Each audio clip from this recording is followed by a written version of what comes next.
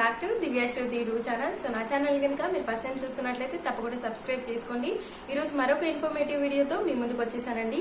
ఈ rainy and winter season లో చంటి పిల్లలకి ఎక్కువ కోల్డ్ చేస్తూ ఉంటుంది. సో ఈ కోల్డ్ కి కాఫ్ కి పిల్లలు సరిగా నిద్రపోరండి, పేరెంట్స్ కి నిద్ర ఉండదు. ఈ కోల్డ్ ఎక్కువగా ఉండడం వల్ల ఏంటంటే బేబీస్ కి బాగా ఇయర్ పెయిన్ ఎక్కువగా వచ్చే ఛాన్సెస్ ఉన్నాయి. సో నేను మా బాబుతో అలాంటి సిచ్యువేషన్స్ ఫేస్ చేశానండి. సో తెలుసో తెలియకో ఇండైరెక్ట్ గా మనమే పేరెంట్స్ ని మన బేబీకి కోల్డ్ వచ్చేలాగా రీజన్ అవుతున్నామండి. సో కోల్డ్ వచ్చిన తర్వాత ఎలా క్యూర్ చేయాలి అని టెన్షన్ పడే కంటే కోల్డ్ రాకుండా ఉండడానికి మనం ముందే ఎలాంటి జాగ్రత్తలు తీసుకోవాలి అనేది నేను మనం ఫస్ట్ డిస్కస్ చేద్దాము. సో ఎక్కువగా ఏంటంటే ఫ్లోర్ నీట్ గా ఉండేలా చూసుకోవాలండి. డే మొత్తంలో 3 or 4 times అయినా నీట్ గా క్లీన్ చేస్తూ ఉండాలి ఫ్లోర్ ని. ఎందుకంటే పిల్లలు ఎక్కువగా టాయ్స్ ఫ్లోర్ పైన వేసేసి ఆడుకున్న తర్వాత డైరెక్ట్ గా నోట్లో పెట్టేసుకుంటారు. సో దానివల్ల కూడా కోల్డ్ వస్తుంది. అండ్ సెకండ్ థింగ్ వచ్చేసి వాళ్ళు వేసుకునే క్లోత్స్ కంపల్సరీ నీట్ గా వాష్ చేస్తూ ఉండాలండి. బేబీ టవల్ అయితే మీరు కంపల్సరీ డైలీ వాష్ చేయాల్సింది. అండ్ బేబీస్ పడుకునే బెడ్ పైన అంటే వాళ్ళ బ్రదర్స్ ఎవరైనా ఉంటే గనక మనమైనా సరే ఈవెన్ మదర్ అయినా సరే నీట్ గా లెగ్స్ వాష్ చేసుకున్న తర్వాత బెడ్ పైకి వెళ్తే బెటర్ అండి. వాళ్ళ బ్రదర్స్ సిస్టర్స్ ఎవరైనా ఉంటే గనక ఆ బెడ్ పైన అస్సలు ఆడుకోనివ్వకండి. దానివల్ల కూడా కోల్డ్ వచ్చే ఛాన్సెస్ ఎక్కువగా ఉంటాయి.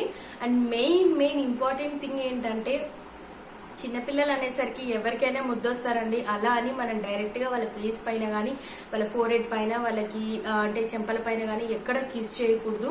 సో మన ఫేస్ వాళ్ళకి ఎంత దూరంగా ఉంచితే అంత మంచిది. మీరు ఇలా కిస్ చేయడం వల్ల ఏంటంటే చాలా ఎఫెక్ట్ అవుతుంది, వాళ్ళకి కంపల్సరీ కోల్డ్ అవుతుంది. సో మీరు దూరంగా ఉంటే మంచిది. సో మన పెద్దవాళ్ళు ఎక్కువగా ఏం చేస్తూ ఉంటారంటే అండి బేబీ తలపైన ఎక్కువగా ఆయిల్ అప్లై చేస్తూ ఉంటారు. సో ఎక్కువ ఆయిల్ అప్లై చేయడం వల్ల కూడా జలుబు వచ్చే ఛాన్సెస్ చాలా ఎక్కువగా ఉంటాయి. సో కొంచెం ఆయిలే అప్లై చేయండి. ఎంత అయితే వాళ్ళకి సరిపడుతుందో అంతే. వాళ్ళ ఫేస్ మొత్తం ఆయిల్ తో కవర్ అయ్యేంతగా మాత్రం అసలు ఆయిల్ అప్లై చేయకండి. అండ్ ఇంకొకటి వచ్చేసి డైపర్స్ వెట్ వల్ల కూడా కంపల్సరీ వాళ్ళకి కోల్డ్ అవుతుంది. నైట్ అంతా డైపర్ వేసి ఉంచేసి దాని ఆఫ్టర్నూన్ సెషన్స్ వరకు అలాగే వదిలేస్తూ ఉంటారు పేరెంట్స్ బిజీగా ఉండి వర్క్ లో. సో అలా చేయడం వల్ల కూడా వాళ్ళకి కోల్డ్ వచ్చే ఛాన్సెస్ చాలా ఎక్కువ ఉన్నాయండి. అండ్ ఇంకొకటి వచ్చేసి మెయిన్ థింగ్ ఏంటంటే పౌడర్ అండి. ఫేస్ పైన పౌడర్ అప్లై చేయకండి. వాళ్ళకి కావాలంటే నెక్ పైన, లెగ్స్ కి, ఆర్మ్స్ దగ్గర అప్లై చేయండి. అంతేగాని ఫేస్ పైన మాత్రం అప్లై చేయకండి.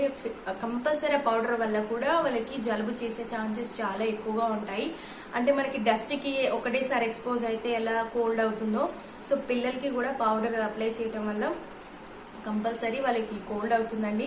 సో ఇవన్నీ రీజన్స్ ఎందుకు ఎలా ఏంటి ఇంత చిన్న రీజన్స్ కి కూడా పిల్లలకి ఎఫెక్ట్ అవుతుందా అంటే కనుక కంపల్సరీ ఎఫెక్ట్ అవుతుందండి. సో చంటి పిల్లల్లో ఏంటంటే ఇమ్యూనిటీ లెవెల్స్ చాలా తక్కువగా ఉంటాయి. సో దట్ వాళ్ళు దాని వల్లనే త్వరగా ఎఫెక్ట్ అవుతూ ఉంటారు.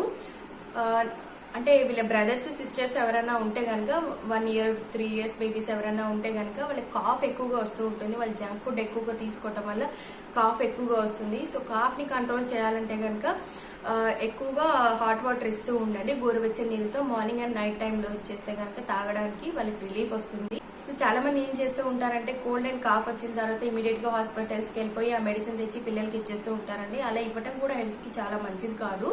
సో నేనైతే మా బాబుకి ఎలాంటి కేర్ తీసుకుంటానంటే జలుబు చేసిన తర్వాత ఇంట్లోనే తగ్గిపోయేలా చూసుకుంటానండి. సో ఏదైనా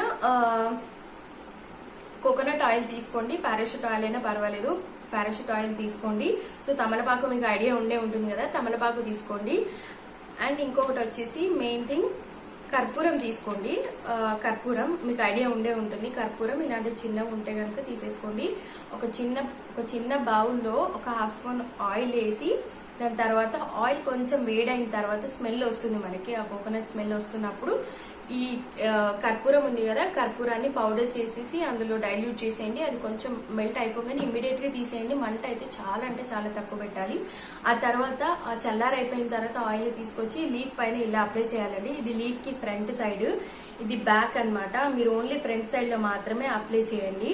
అప్లై చేసిన తర్వాత బేబీ నైట్ టైంలో పడుకున్నప్పుడు ఇది వాళ్ళ స్టమక్ అనుకోండి. స్టమక్ పైన ఇట్లాగా ఓన్లీ ఎక్కడైతే ఆయిల్ అప్లై చేశారో ఆ పార్ట్ మాత్రమే ఇలాగా స్టమక్ పైన వచ్చేలాగా ఇలాగ ప్రెస్ చేసి వదిలేసేయండి. ఏమని బ్యాక్ సైడ్ కూడా అలాగే సేమ్, బ్యాక్ సైడ్ కూడా ఇలాగే లీఫ్ ని ఇలాగే అప్లై చేయండి. సో నైట్ టైంలో అయితే కంపల్సరీగా యూజ్ చేయండి. చాలా అంటే చాలా రిలీఫ్ ఉంటుంది. నేను అలాగే యూజ్ చేస్తానండి. సో నా ఇన్ఫర్మేటివ్ వీడియోస్ కనుక మీకు నచ్చితే అండ్ నా నుంచి ఎలాంటి ఇన్ఫర్మేటివ్ వీడియోస్ కావాలనుకుంటున్నారు అనేది కామెంట్ సెక్షన్ లో కంపల్సరీగా కామెంట్ చేయండి. సో నా వీడియోస్ ని లైక్ చేయండి, షేర్ చేయండి, కామెంట్ చేయండి. సో సబ్స్క్రైబ్ చేయడం మాత్రం అసలు మర్చిపోకండి. బెల్ ఐకాన్ ని యాక్టివేట్ చేసుకోండి పెట్టుకోండి. So by.